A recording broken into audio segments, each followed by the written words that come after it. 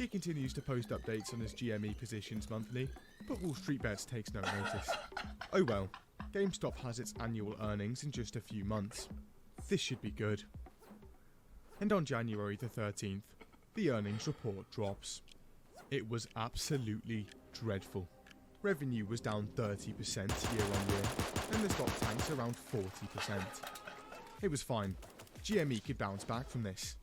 But by late February, it becomes apparent a global pandemic is probably hitting US shores. Jesus Christ. I'll just check back in a few months' time.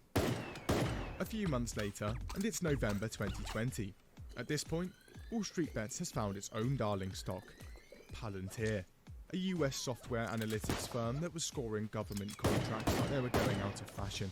Wall Street Bets didn't really understand what they actually did, but there were rocket emojis everywhere. The answer was obvious. And Palantir's share price triples in just under a month.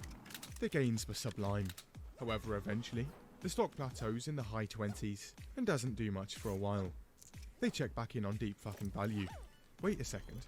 Turns out that while they'd been busy with Palantir, GME shares were being bought up by e-commerce entrepreneur Ryan Cohen, bringing the share price to around $20, meaning deep fucking value's calls were now worth around $2 million.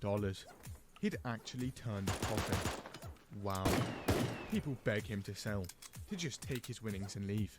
GameStop was still doomed to fail, but deep fucking value shows no interest. Hold on a sec, was he actually onto something?